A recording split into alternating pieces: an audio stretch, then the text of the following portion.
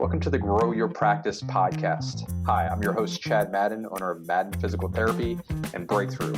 Join me each week as we dive into the best practices, systems, principles, tips, and tricks to help you grow your private practice.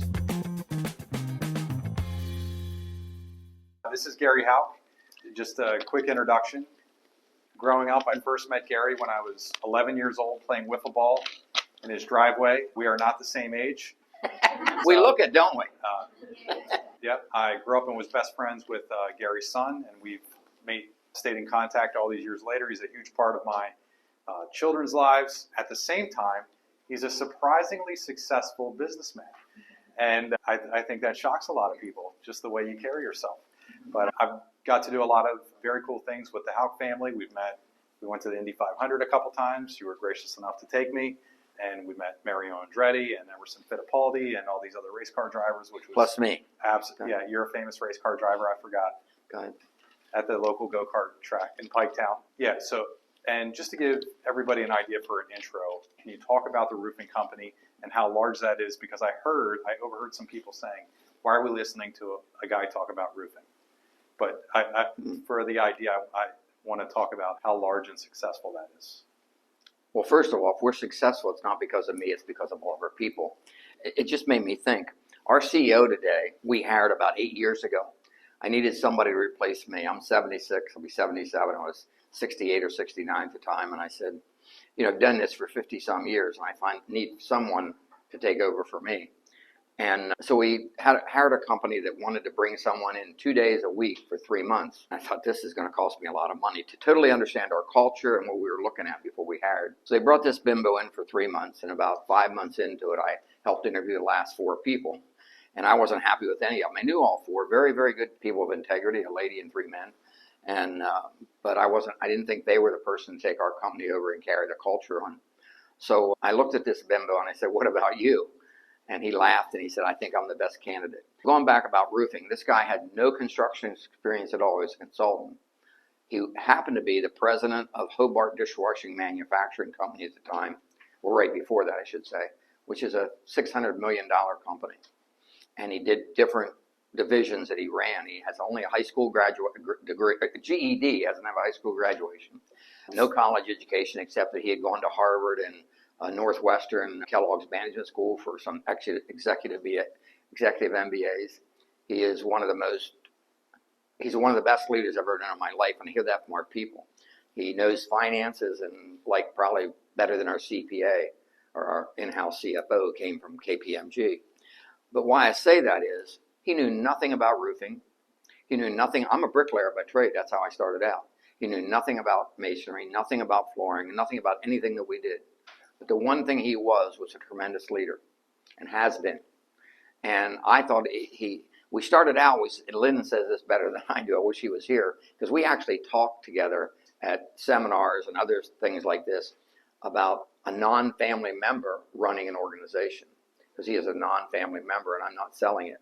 Our daughter's coming on, she's 3rd generation, and he actually got her to come on. He wanted her because our culture is so different. But anyway, your original question, I have ADHD and dyslexia, so you're going to help me. What was your original question? I told you this is going to be a fun journey. Yeah, the original question was the size of your roofing company today. Well, today, it's not just roofing today. We'll be about $100 million this year, and we have about 400 employees. And we're going to have 2 more acquisitions this year. When we look at acquisitions or growing the business, we look at culture first. Absolutely, that's number one thing we look at. Are they successful or not successful? And even if they're not successful, then we say, can we change them? Can we change the mindset? Sometimes you can't. Can we change the behaviors? We can't change the people, but we can change behaviors. So, yeah, that's what we are today. Great. I want to give you one other point of reference. How many of you have ever heard of the green ink letter? That was the first thing we ever taught at Breakthrough ever. It was originally called the Gary Hauck letter. Just to give you an idea. So you care about people. How many handwritten letters do you think you've written in over the last 40 years? Oh, my. A lot. I'd have our estimators and all our people try to do that, too. We have little note cards. But even though my writing is terrible, it really makes a difference to somebody you reach out to. An email's fine, and it certainly helps. But if you can get a personal letter from and just a note, it is really important. Another thing, talking about importance, I don't have this, but I call every one of our retirees every year on their birthday. Funny thing is, it means more to our younger people than I swear it does to them. They love it. But our younger people think, man, that's really cool. He calls the guys after they're retired. Today, you're leading 400 people, or now Lynn is. You've gone through a transition there. How many, just for context, how many people were you leading in 1982? 1982, 20. Ballpark, I'm guessing. That was the original? Yeah, well, the original, my brother was, I was in the Army Finance Corps in the late 60s, early 70s. My brother was a Marine helicopter pilot. And I had orders to go to Nam, but he had been there and he was shot down or killed his last mission. So they didn't send siblings. So I get out of the Army and I finished my last time in New Cumberland, which is here in Harrisburg, my last, year or something. And so when I started, there was really, my dad had gone out of business. We had nobody because my dad was out of business, had 3 jobs he gave up, and I don't know what gave me the idea. I have no idea. I went to my dad and I said, you didn't sell the equipment yet. It was 1 mixer, 30 pieces of scaffold, 1 truck, and a bunch of small tools. I said, I think I'm going to start this back up. Will you work with me? You don't want to do this. He was not happy about that. It's a hard business. And I went back to the 3 people he had contracts with. They were able to get us the contracts, and that's how we started off. So we started with my dad, a laborer named Trauma Slater, and that was in 1970. So I had 3 people, and then over the years we grew. And then we got to the early 80s, and actually the 75 flood in Harrisburg, contractor that I really liked offered me a company that was going to go out of business because they were flooded out. And all they did was caulking and waterproofing. I knew nothing about it. They had 2 people. And we bought that out, and that's a neat story in itself how that happened. And we were, over a couple of years, we were making good money in that. We were losing money in masonry. So one of the hardest decisions ever made, the 3 hardest decisions ever made in business were, number 1, hiring our first secretary, hiring our first estimator. I thought, how are they going to do this when I can do this at night and on weekends? I did the payroll, I did every letter, everything you think of. I drove truck, I loaded jobs, I ran jobs. And they were the best decisions ever made because they did it much better than I did. I was absolutely a guesstimator. I was a terrible secretary. And both those people retired with me. And the next hardest decision was get out of the business we started in, which my dad had, which was masonry contracting. We do masonry restoration. But get out of that business was really tough. When we get out of it, I took care of it. At that time, we had 19 people working. I took care of every one of them. A couple stayed with us that I wanted to stay. The other ones I had a job for the next day. And we finished every job. Nice. How has your leadership style evolved since you first took over Houck? Well, first I wanted to do everything myself. You think you're the only person who can do this, which is kind of stupid when you think about it. But I think today leadership is all about letting people, empower them. You hear that all the time, empower them, and let them do their job. If they do have them make a mistake, take them aside and talk about it. Not only empowering people, but let them literally do their job. And most of the time, they're going to correct themselves before you did. Are they going to make some mistakes? Absolutely. I made many mistakes in my career. Hopefully they're never big enough that's going to destroy us. What was one of the most challenging strategic decisions that you've made, and how did it impact your business? Well, I said hiring the first secretary and the first estimator. Absolutely. I had nobody in the office but me. That was number 1. Probably number 2 was getting out of the masonry business. And number 3 would have been buying the building, our current facility, which was 5 times larger than what I came from. I had no room for it. I rented things out. We have since put a 2nd floor on. We've outgrown it. And the next one would be hiring Lynn. Hiring somebody that you have faith in and doesn't know anything about your business. But I knew our people respected him, and I respect he shares our values. Yesterday we had lunch at Perkins, and I walked in. I was a little late because I was on a phone call in the car, and there was a young couple at the one table. We always try to play it forward, and he heard them say they were debating what they were going to get to eat. They were from Binghamton, New York. They were down here for a funeral, and I think they were worried about their money. So Lynn just told the lady, put that on Houck's credit card. And he told me, I said, man, that's great. I'm glad you did that. So he shares our values. Very good. What are your values? Well, I don't know. You tell me. Honor and integrity without a word. And I don't say that at home. Our motto in our business and being construction for 40 years or 45 years was safety, quality, and performance. Every contractor in the world says that. And our board, I have a board, and our board came to me a few years ago and said, we want to change it to 3 H's. And I said, what are they? What is it? They said, honor, humility, and humor. I said, I love the honor and humility. Safety first, above all. But where's humor come from? And they all looked at each other and said, didn't you ever look in the mirror? Because I don't see that. But it has been unbelievable. We have it on our license plates in front of the trucks. Our people have embraced it, and it's unbelievable. No one ever asked me about safety, quality, performance. I still, 3-4 years later, get every month 1 or 2 people to say, I really like that. I had one person didn't like humor, and he was a real pain in the butt. I asked him if he'd go to lunch with me. I went to lunch. When we got in the car, he said, I really now like humor. He said, you can't be humorous and be in business. If people have a good time, it's under stress. My sister right now had a mental health crisis in the hospital. If I don't laugh about that, I'm trying to help her, get her all the help, I'll be like she is. So I just believe laughter and humor is really good at the right time. The other thing is being authentic. Don't be somebody you're not. So industry's changed over time. You talked about getting out of the masonry business, doing some other changes. How has the construction and roofing industry changed since you started? Well, let me first, before I answer that, only 45% of our business is in roofing. We have electrical contractors, we have a general contractor, we have steel companies, and we have our masonry restoration and caulking thing. It has changed by one word, professionalism. When I first got in this business, everybody was mean and hateful, and I won't say they're mean and hateful, but it was just, everything was grind this, grind that. And Gary Hauck in Harrisburg is known as the guy who changed that. I don't know why, but somebody just said it a couple weeks ago, and I said, really? But I had a guy one time that worked for the largest general contractor in Harrisburg and a good organization. But they had one guy that was a real pain in the butt. He was a general superintendent. He called me one morning at 4 o'clock in the morning. No one had ever talked back to Harry. No one. And he called me at 4 o'clock in the morning. He started yelling at me, when are we going to be in Lock Haven? And I hung up. I said, Harry, call me back when you want to talk like a man. Hung up the phone. 2 seconds later, the phone rings. Harry, call me back when you want to talk like a man.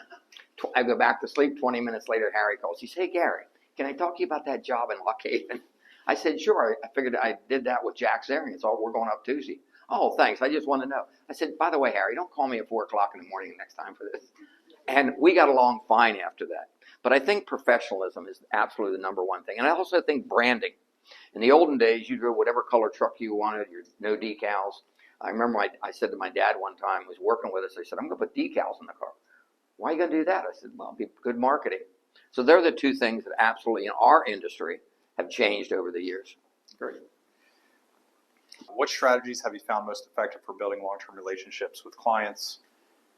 And I know you mentioned the handwritten letters and also all that. The birthday. Anything else you're doing there? Yeah, I think having your people also be authentic, whoever's working with someone. Just be nice and caring. Chad knows that we have the number 1 and 2 parking spot at Penn State football games. There are over 15,000 reserved parking spaces. You know this, right? And I know how you got it. Okay. Or I know the story you told me of how you got it. I don't know if it's true or not. 15,000 parking spaces, okay? For the ones up close to the stadium, people pay millions of dollars. No exaggeration. Big corporations. Our son, who died by suicide 19 years ago, was very good friends with Chad, and we have wonderful memories. We were at the first bowl game we ever went to, and Gary was dressed in orange and white. Patty had a T cut in his head. He was a Tennessee fan. Penn State was playing Tennessee. So we were the Penn State people. So during the game, at halftime, Penn State was losing 10-7. Gary said to Patty, he said, I know Joe Paterno, who's a really good friend of ours, and we have a lot of respect for it. It's not what you hear. She said to Patty, well, I know Joe's the second half coach. I'm not going to get excited yet. Tennessee took the kickoff and ran back. It's 17-7. Gary's up and down the aisles with all these people. He was obnoxious. 10 or 12 or 14 probably, ballpark. That's about right. Yeah, and he was obnoxious, at least to me he was. Well, at the pep rally before, and they had 8,000 people at this pep rally, they gave Gary a microphone on stage with all these huge speakers, and he could yell. A chant at Penn State is, we are Penn State. He could yell Tennessee. They drowned him out. And then at dinner, they did so many nice things for her family. So I decided that I was going to send flowers to the lady that had just taken over as executive director of the Penn State Indy Lion Club. And she had no college education. The only vice president in Penn State history who never went to college. She started there at 17 as a secretary. And she worked herself up, and ultimately, I spoke at a retirement dinner along with Joe Paterno. So I sent her flowers. She called me on the phone, and she said, Mr. Houck, she is, I just can't thank you enough for these flowers. It's so nice of you. But I realized she was crying. And I said, Miss Gust, it's Kay and Gary today. I said, Miss Gustenbauer, I didn't mean to offend you. He goes, oh, you didn't offend me. You probably don't understand. She goes, I've never had, she was probably 48 years old, ballpark. I've never had flowers delivered to me. The next year, we're going to the game, and we always parked out in the field.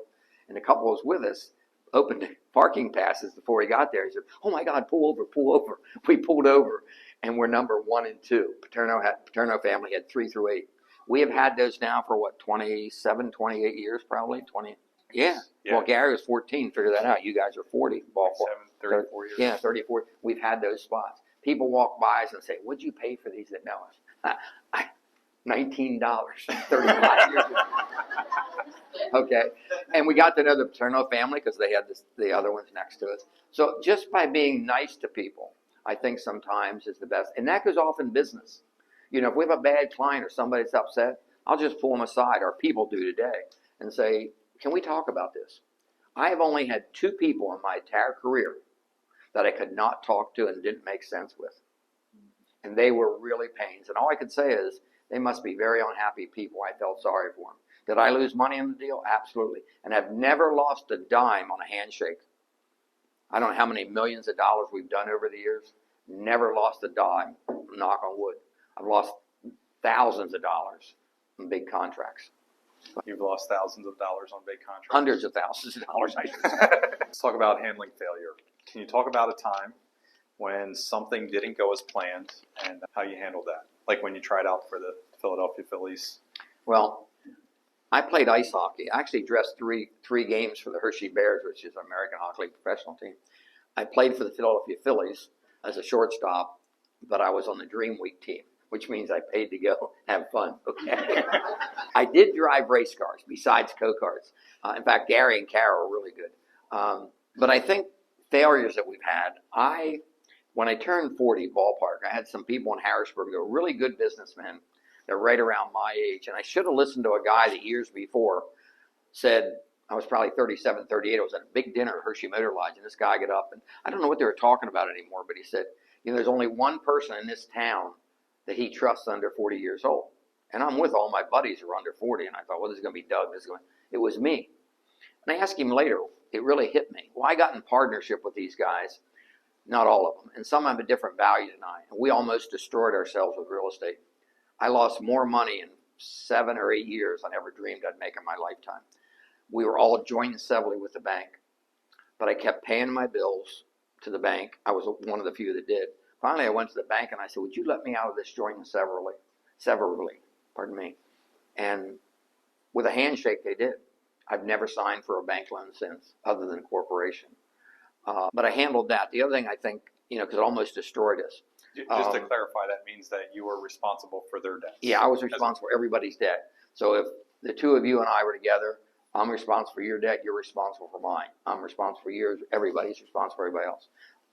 I tell people don't do that unless you absolutely have to. And most of the time you can get out of it. I'm thinking of what else. There's a lot of things. I've had a lot of failures. 2015, 13, 14, 15, we lost a couple $1 million because we had 2 really bad jobs. And I won't go into how it happened. It would probably, hopefully, never happen again. I think we corrected that.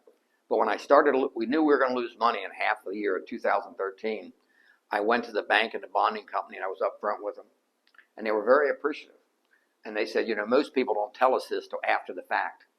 You know, they wait till the year they get the financial statements. The whole way through the process, I never signed anything personally. And they stuck with us, and we got out of the situation we're in. So, employee engagement. You've done a fantastic job. I know anytime that I'm out. You keep seeing you, Chad, but I want to correct you. Gary Hauck is one person. I don't care if you have a company with 2 people or 50 people or 500 people. I am one person. It's our people who have done that. But go ahead. Employee engagement. How do you engage your employees? Because whenever I've been out and you see somebody who works for Houck. No one ever worked for Houck. They only work with Houck. You know where I'm going with this. Just answer the question. No, but you just said a really important thing. Yeah. I don't think anyone works for me. Never have. I had first estimator ever took. It was a difficult decision. I saw him at a meeting at Hotel Hershey 40 years ago. And he said, Gary, I hear you're looking for estimator. He said, I want to come work for you. I said, he was the best in Harrisburg. I said, there's no way you want to come work with me. But you can't work for me, only with me. So that's a big deal, and I hope that resonates in a good way. But I think employee engagement. I think people who work with you. With me, right. Thanks. You're learning. Well, first I tell them to just sit out at the curb and watch Chad Madden drive by, and then you know what success is, okay? And that's it. And then if they do that, I give them a nickel. So that's it. Now, I think one thing is, I keep going back to being authentic, but it's caring about people. Asking what there was a day I knew everybody's family, everyone's kids. I obviously can't do that anymore. But we also do things. We don't do it every year, but we might have a golf tournament for everybody.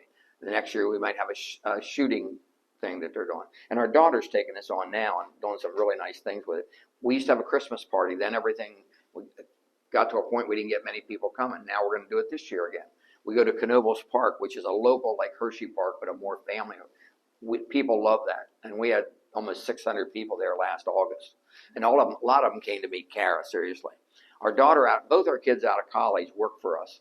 But then I made them go away for a couple of years. Kara went to Wisconsin, earned her MBA, and worked for another company, and decided not to come back.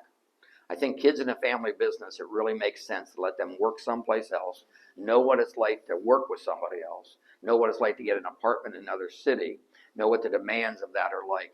And then come back to the company. Kara didn't come back. But Lynn, about 2.5 years ago, came to him. We were getting ready to sell to a private equity company. And he came to me and said, Gary, Hauck's culture is like anything I've never seen. It's so family oriented. We keep people 45 years. We have a lot of good young people. And he said, the first guy I ever hired retired 6 years ago, spent 46 years with us, traveled an hour and a half one way for 46 years. Talk about dedication. I always worry about that. I'm afraid we'll walk in and everybody's going to quit. But I think that, what was I just saying? Somebody help. What did I just say? Employee engagement. Yeah, I know that. Kara. Oh, Kara. Lynn came to me and he said, can our accountant and I approach Kara about owning Houck? We don't even need her to come back here and work. She can read remotely. And suicide, by the way, construction is the #1 industry for suicides in the United States the last 5 years running. We lose 5 times as many people to suicide as we do to falls, vehicle accidents, and everything else put together. So we were looking to have a chief wellness officer. And Kara worked for a company called Epic. It's a 13,000 person company. Raised herself to the top 20 in the company and was very good. And one of her teams that she led was suicide prevention. So she now handles our suicide prevention, which is really mental health and all things, financial health, physical health. She's in charge of that. But when Lynn came to me, he said our culture was so different. So talking about employee engagement, I think where it comes in is that is so important to us. And there's all kinds of ways you can do it. Over the years, I've seen really neat ways, but that's our basics. Okay. Give me some more questions. We'll get them at the end. What's that? Explain your culture a little bit. First of all, you must not have heard what I said. No one's worked for me. I say that not to be mean, to be very serious. That's a big deal. If people know they work with you and not for you, you will get 100%, maybe more, value of that employee. That one word. I think it's that. I think that you care about the people you work with. I really ask them about their family. And I have ADHD and dyslexic, so I'm on from one thing to the other really fast. I had to, over the years, learn to slow down. And if I ask you how you're doing, and I got to listen to you. If you come to me about a complaint, I can't let that go. I have to be really serious. I've seen people in this business that have made a lot of money, operate 100% different than we operate. And the ones that I know have often said, boy, I wish we could be like Houck. I wish I had $1 for every business owner that told us that. For some reason, their personality or their style would not let them do that. But I think the culture is caring. It's the honor, humility, and humor part. And now we're thinking of changing humor to health. And we're at our board meeting I'm the chairman of our board, and I'm the only chairman of the board that doesn't go to the meetings. I only go when they invite me. Because when I brought our daughter on 2.5 years ago, I said, well, if she's coming on the board, I'm going off because I don't want to influence her. She's been very successful in her own right. You'd always told me she runs a good meeting, right? I was just on a meeting with her Wednesday morning. Good. She crushed it. So the board, I helped them with the agenda the 2 days before, and then within 3 days, 2 board members meet me for lunch and give me an overview of what happened. So I know what's going on, but I'm the only chairman that ever went to the board. But I think they're the main things: honor, humility, and we're taking health to it. We're going to put humor under health, I think, and health of our people, physically, mentally, financially. We have people, construction trade people typically live paycheck to paycheck, and they wouldn't even think about saving a dime. They're going to the racetrack or they're going drinking at night. We're trying to change that a little bit piece by piece in our industry. I think they're the biggest parts of our culture. Lifetime learner. You were the first person I ever drove around with who had probably 500 cassettes in your Jeep Wrangler, Jeep Cherokee. Mm-hmm. What did you drive? Remind me about a vehicle mistake, a Jeep Cherokee at that time. Okay. And I still have a Jeep Wagoneer today. Yep. So you had the wood side panel, and you had a lot of cassettes. They were really cool. Yeah, they were great. And so you were always listening, and I can remember you always scratching down notes. I could never read what they said, but you were always doing that, regardless if we were in Florida or Ocean City, Maryland, wherever we were at. But always taking notes, always learning.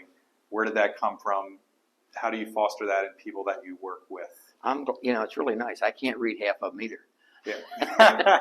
My secretary was with me for 44 years and just retired. Now I don't have one. I don't need one now. My assistant, she was the only one who could really read my writing. I never read a book. I have a degree from Penn State University in business. I had a West Point appointment that I turned down because of my dyslexic and my ADHD. I didn't that time know what that was. I just knew I was different. So I don't think I'm dumb, but I've never read a book till probably 20 years ago. Patty and I will be married 44 years in November. We've been together 48. And my wife and my daughter and Gary love this guy and his family. I don't know why they put up with him, but they love him, and I do too. But so I never read a book. So I always had a dictaphone with me. If you remember, I'd put things in my dictaphone and then take them back and read them, or take them to my secretary, my assistant. But I always went to seminars like you're doing here. I attended every seminar I could get to, I would go to, and I would learn. And I also would look at my competitors. Patty told me this one. We think, she said, you got to tell them the story of what we used to do. Patty said before we were married, if we're going someplace and I saw a competitor working on a job, I would stop at that job and walk around. 3 times in my life on a weekend, I got caught by that contractor on that job. And all were friends. They, what are you doing? I said, I'm figuring out how you set your mortar pans up and how more efficient it is than what we do. How do you clean your mixers? This is when we're doing masonry work. Even today, Kara knows, we'll stop it in Madison, Wisconsin, where she lives. She does the same thing. She'll say, hey, Dad, they're putting a new roof on down there. Do you see the new warning lines? So I think you learn from other people. If you think you're going to learn everything yourself and what you do is the best, you're going to stay right where you're at. It's like you want people, the other thing I always said is you want people that think differently than you. You want people that are smarter than you. And you don't want people that speak up to you. If you have all yes people and they're going to say just what you think is right and you're the owner, you're the boss, good luck to you. I say they go down a double yellow line or double white line and nobody gets off the rest. You get no ideas. I want people that have those ideas. And going back to culture, at Houck, it's free to speak up about anything. You'll never be reprimanded for it. We might not take that idea, but we'll at least, if we don't take it, we'll explain to you why. And I would bet that over half the ideas people bring to the table have helped Houck become what we are. Any other questions for Gary? Did I say higher attitude, trained skill? Everybody hears that? That is absolutely true. Higher attitude and trained skill. I bet I've had a dozen of people over the years. I don't have to do the hiring anymore. We have now 5 HR people. I never thought we'd have 1 HR person. I was the guy that hired. But I say this to them today, and they got onto it, is higher attitude, trained skill. I've had so many people come and say they were the best in the industry and they wanted to come work with us. Most of them never worked out. They were good at what they did, but they had a terrible attitude. Going back to culture, they did not fit in our culture. Before we continue with this episode, here's a word about our course, Profitability Under Pressure.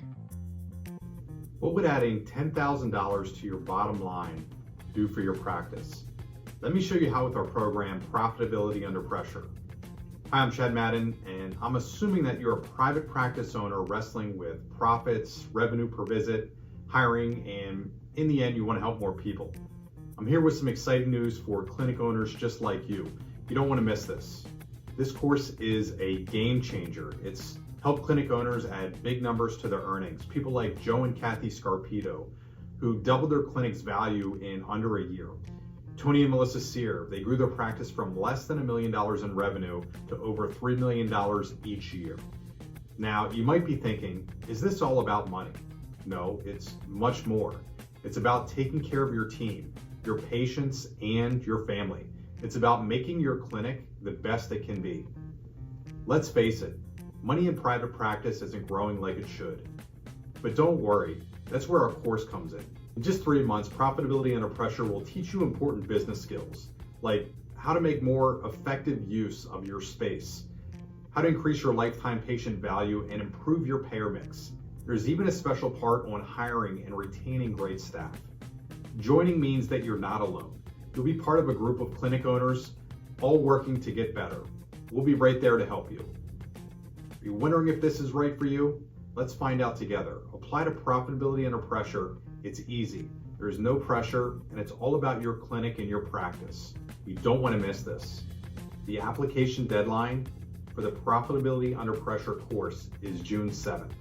The program comes with a $10,000 guarantee. We guarantee that when you implement the strategies in the course, you'll increase your profit by $10,000 or more in 90 days, or your money back. Now's the time to make your clinic stronger, for you, your team, and your patients. Click below to apply. Thank you for listening this far. Now back to the episode. You talked about always learning. Anything that you've learned outside of roofing and construction from other industries that you've brought inside? Absolutely. I basically had 4 jobs in my life. I think it's 4. I worked for my dad in the summer as a kid, and if there were child labor laws, my brother and I would have him still in jail, and he's been dead for 10 years. He died in 96. I also worked for an undertaker for 4 years, my brother and I, not full-time, but part-time. Back then, we did everything from helping to embalm the bodies. The worst thing I ever had was picking up 162 pieces of a body, the one underneath the truck. But one thing I learned from undertakers, they're very caring people, and they deal with tragedy all the time. And I learned a lot. I remember old Mal Zimmerman saying to me, the toughest death is the death of a child. The toughest of that is a child by suicide. In our case, that's not the case because, as Chad knows, we are very prepared.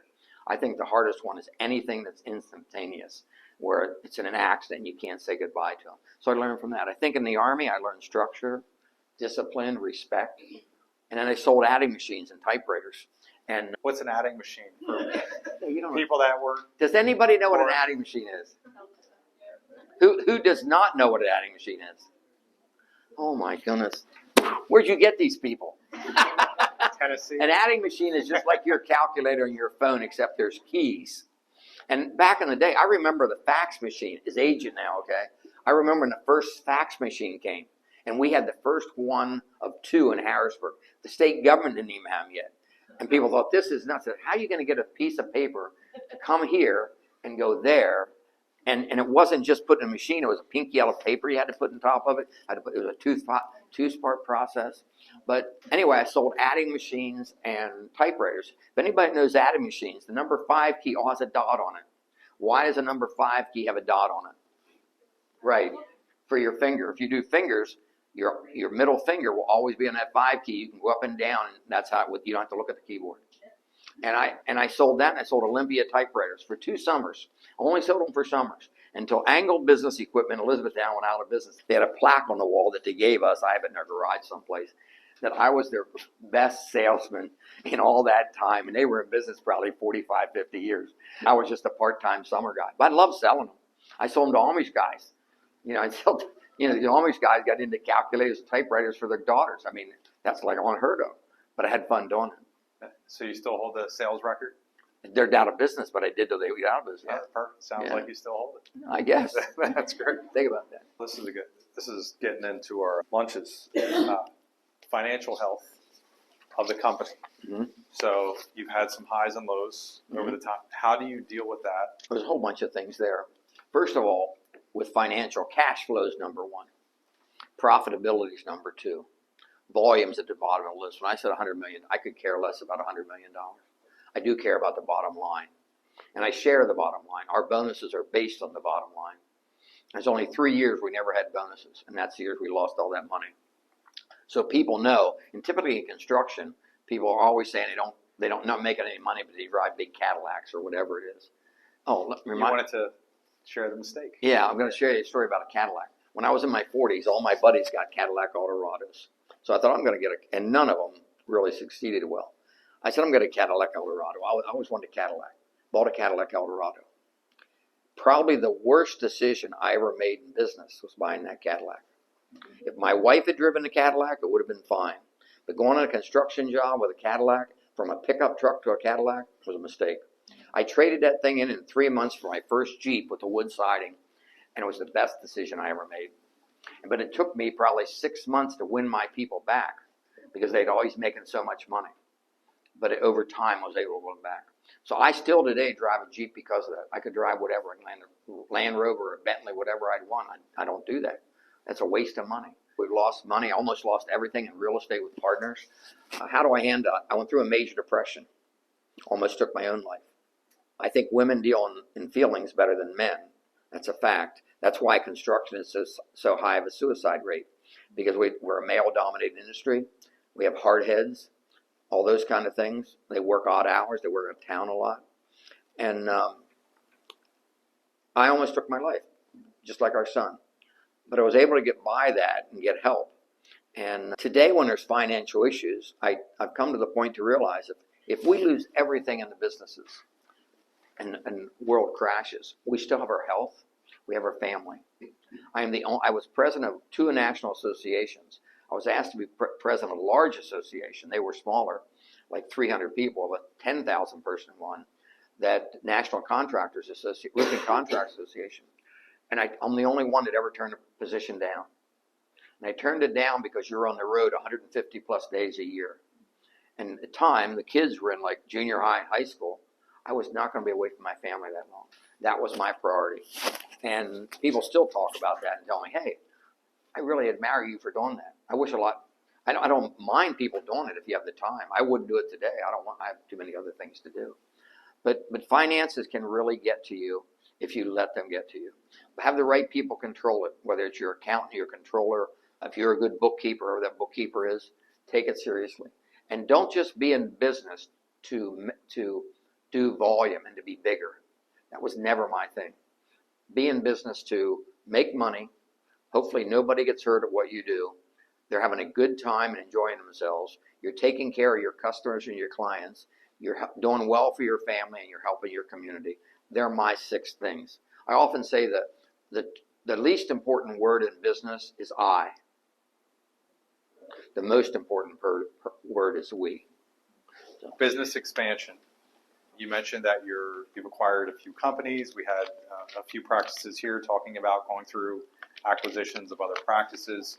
I'm sure the potential of the opportunities has grown exponentially over time for you. How do you decide when and where you're going to invest in terms of expanding?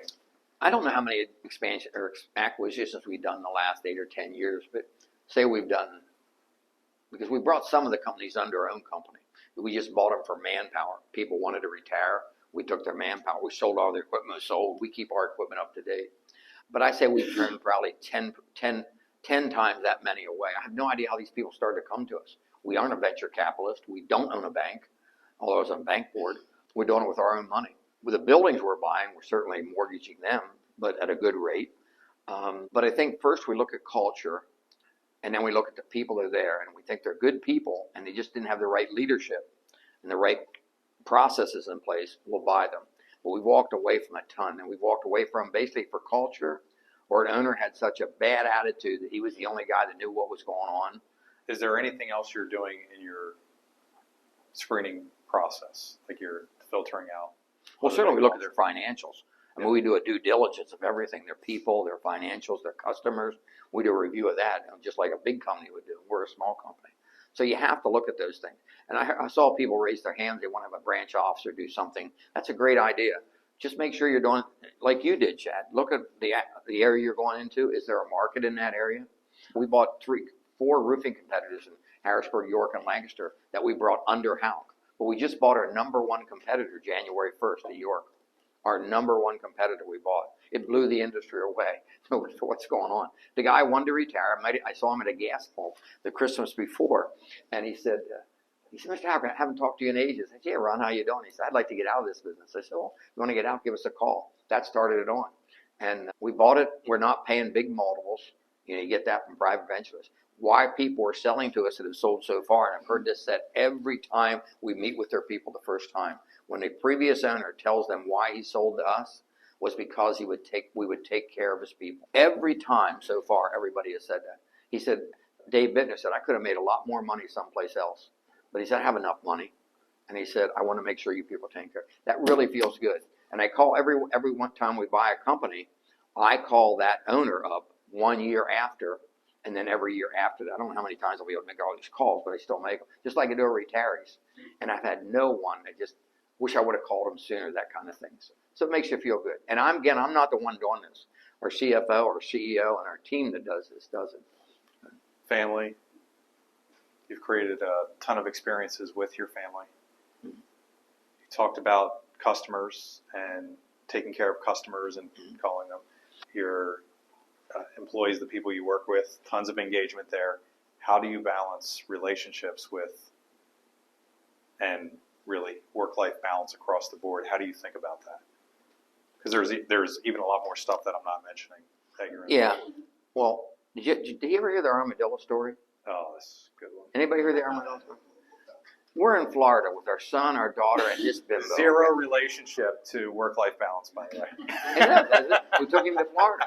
And we always stayed at a really nice place, the Grand Floridian. Am I right or wrong? Oh, yeah. Yeah, and I told him now Contemporary. Oh, yeah, contemporary one time. Just stay there. Before the Grand Floridian came.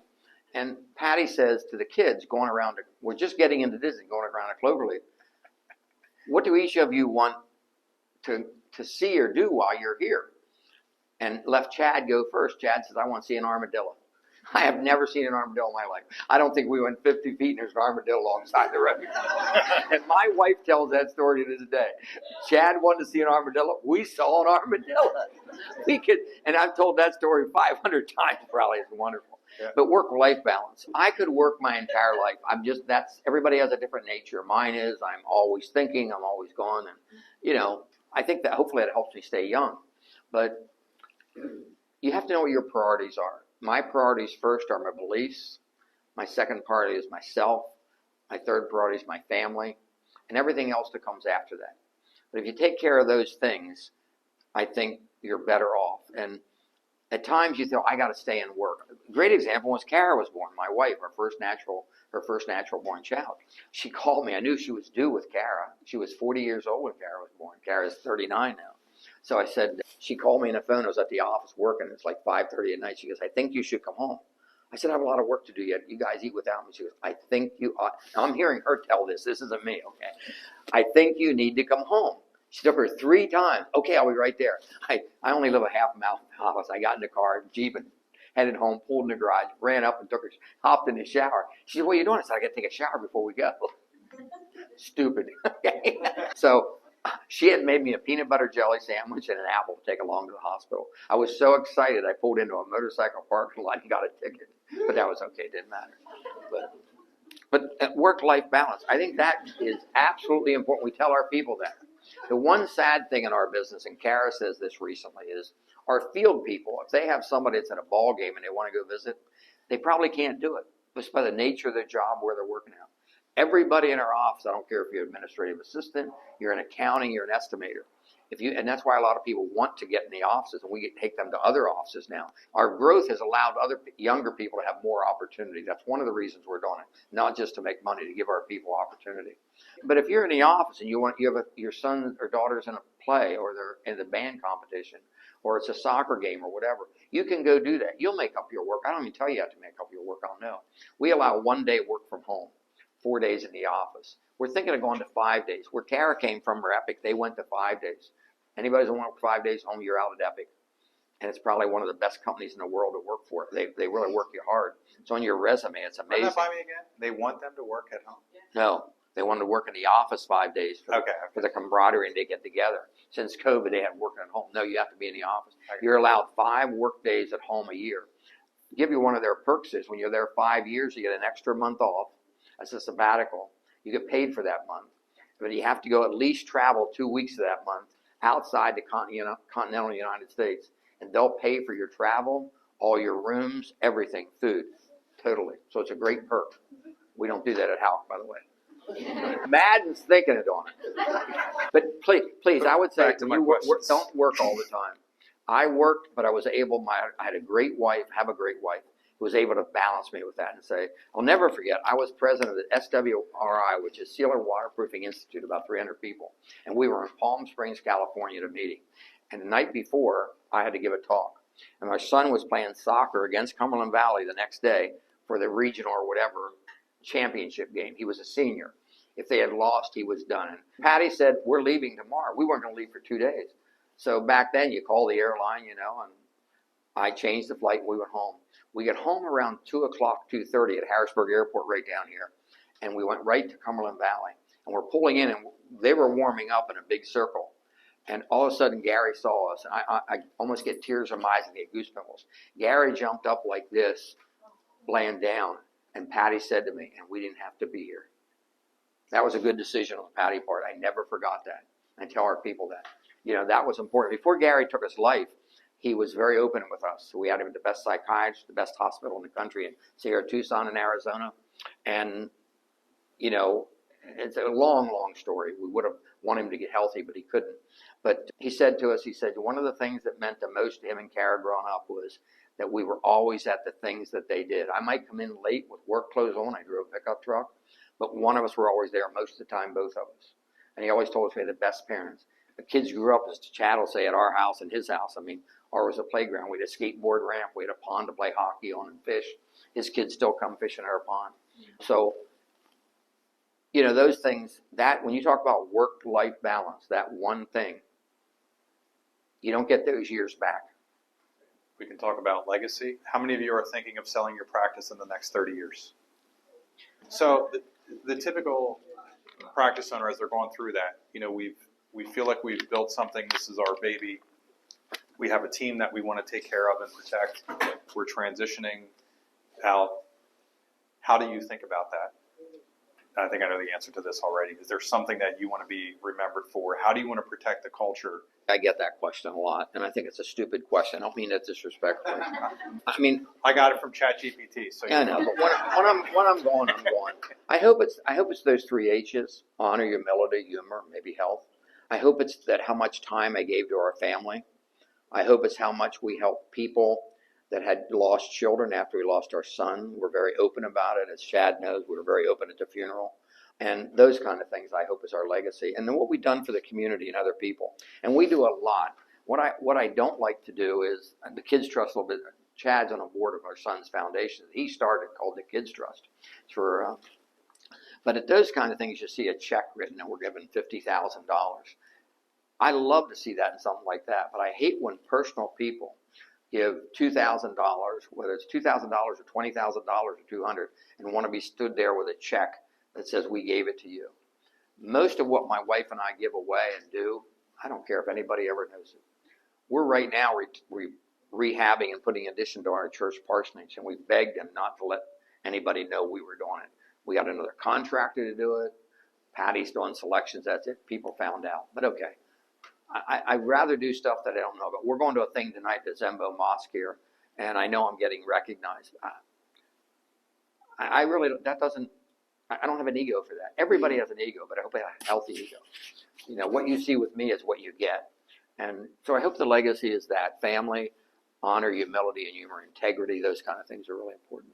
And I think that's what should be important to each one of you. And I have to applaud you for being here, because I've known Chad all these years, and I am so happy and proud of him, but I'm also happy for him and his family, what he has achieved. And for him to be able to give that to you people and help you is just amazing. I think if anybody says they have no regrets, they're not living in life. I believe every person, every family has challenges in life. No one is immune. You think that person has it made because the car they drive, the house they live in, or what it seems like. You've never lived a day in their shoes. I have yet to see, and I have been in the presence of the President of the United States, and the most common laborers, from everything in between. And everybody has something. But yeah, I have lots of regrets. My biggest regret that we couldn't save our son. That's absolutely number one. I have regrets in business. I wish we would have done something different. I let 4 people get away in my career that should have never got away. We stayed friends, but I regret that. You have lots of regrets, and you have to keep that in a healthy place. If you let that bring you down, that's a problem. The only thing that ever brought me down was when I was almost going to go bankrupt from some of the real estate stuff we did. But what saved us was our honor and integrity in that. Any other questions? Pardon me? In the life that you're living, so if there's certain point in your life that you wanted to change, You want me to change? yeah, Yeah, how I look. I'd like to be better looking. for your experiences, like I wish I did this, I wish I did this. You have some. Yeah, I think if you live with regrets, which is back to regrets of what I wish I would have done, you could do that all day long.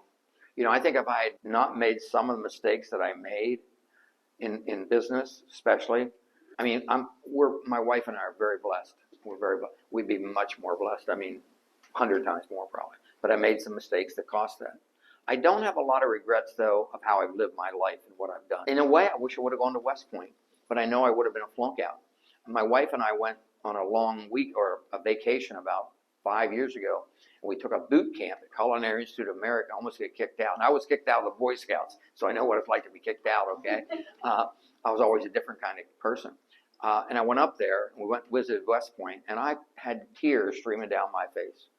I knew I could have been a 4-star general in my mind, but also knew I wouldn't have done it. So the decision I made was the right one. And I think of other specifics. I don't dwell on what I could have done or what I think I could have done or wish I would have done as mistakes. I try to really move forward and look at the positive. Do I sometimes? Yeah, but right now I can't think of it. But I know I have lots of regrets and things I wish I would have done differently. But when you grew up with these set of kids, I'll tell you, there's nobody in this room that could have been better parent, but more lucky parents than Chad's parents and Patty and I with the kids and their peers. You raise your kids as well as you can, but a lot of it's the peers they pick. And you guys really had they still stop at our house. Tracy Vanata was up with her girls to fish the other week. It's really what we were very blessed. My parents probably would say they wish they wouldn't have had me, but other than that, Any other questions? What's my best advice for you to be successful? To us as physical therapy industry, because usually we get advices from a physiotherapist clinic owner and not from folks who've been in another industry. What's your point of view about our industry? I'd say remember, you're a physical therapist, but you're a business person. The things that I talked about, none of that, I'm not saying none of that. Some of those are original ideas. Most of them came from seminars and stuff and things I learned from other people. But I think all those apply whether you're a physical therapist or whether you're a roofing contractor, whether you're one-man physical therapist, one-person physical therapist, or you're 10. All those things. If you want to get by one, everybody can be one. My wife's brother is a contractor in New York. He has been a one-man show. He's in bad health right now, but his whole life till he retired. And every time he hired a guy, the guy could never do it as good as he could do it. This is a great thing. I just thought of this. And so he never kept anybody. And it was a one-man show. And he was a beautiful craftsman. It's upstate New York, and people from New York City come to where he's at and remodel these big old places, and he did it. Really, his craftsmanship is unbelievable. But he was only a one-man show because he was a perfectionist, and he wanted to do it right his way. Well, if you're going to hire one person, they're not going to do it exactly the way you do it. They might do it better than you in another way. There's always 2-3 ways to do something. So if you want to be a one-person thing, that's perfectly fine. There's a lot of people that make their living that way. If you want to be the kind of person that wants to go in business and set the world on fire, good luck to you. Most of those I've seen fall down. You need to take baby steps before you take big steps. So, yeah, I think once you get by one person, just use those common sense philosophies, and that's what's really going to help you be successful. Whether you have 2 people, 1 or 2 practices, or 5 practices. Did I answer your question, sir? Thank you. Any other questions? Yes. So right now, people my age are work driven and we're focused on work and money. Mm-hmm. So what advice would you tell to younger generations to not be stubborn about that? Well, remember one thing. You might not believe this, but I was young one time. Okay. But it's a different generation.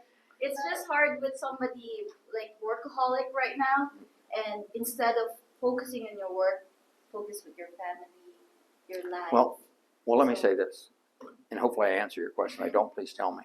I was a workaholic.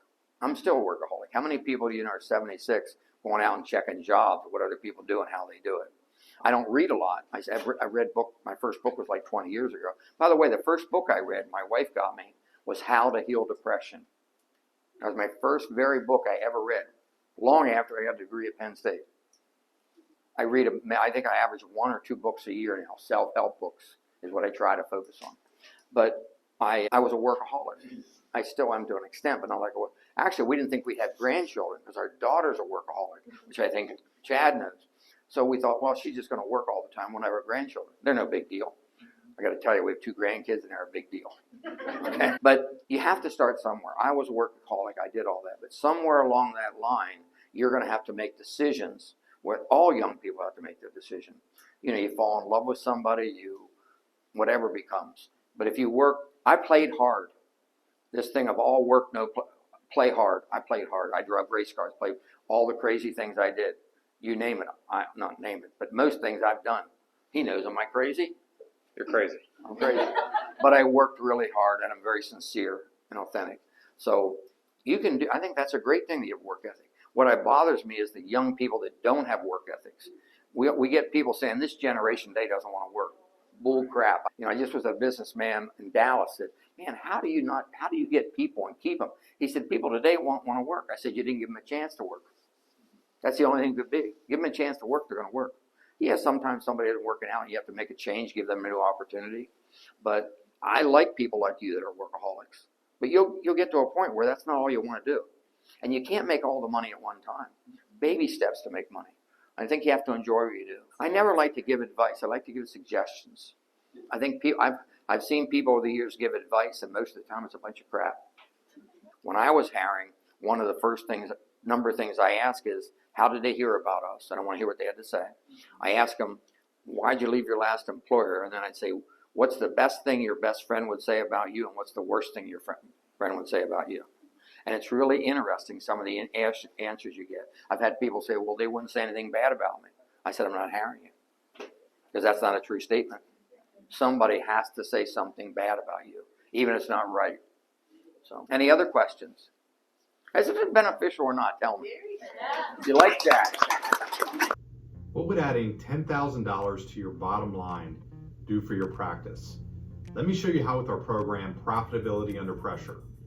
Hi, I'm Chad Madden, and I'm assuming that you're a private practice owner wrestling with profits, revenue per visit, hiring, and in the end, you want to help more people.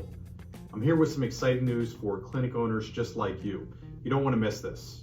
This course is a game changer. It's helped clinic owners add big numbers to their earnings. People like Joe and Kathy Scarpito, who doubled their clinic's value in under a year. Tony and Melissa Sear, they grew their practice from less than $1 million in revenue to over $3 million each year. Now, you might be thinking, is this all about money? No, it's much more. It's about taking care of your team, your patients, and your family. It's about making your clinic the best it can be. Let's face it, money in private practice isn't growing like it should. But don't worry, that's where our course comes in. In just 3 months, Profitability Under Pressure will teach you important business skills, like how to make more effective use of your space, how to increase your lifetime patient value and improve your payer mix. There's even a special part on hiring and retaining great staff. Joining means that you're not alone. You'll be part of a group of clinic owners, all working to get better. We'll be right there to help you. Are you wondering if this is right for you? Let's find out together. Apply to Profitability Under Pressure. It's easy. There's no pressure, and it's all about your clinic and your practice. You don't want to miss this. The application deadline for the Profitability Under Pressure course is June 7th. The program comes with a $10,000 guarantee. We guarantee that when you implement the strategies in the course, you'll increase your profit by $10,000 or more in 90 days, or your money back. Now's the time to make your clinic stronger. For you, your team, and your patients. Click below to apply.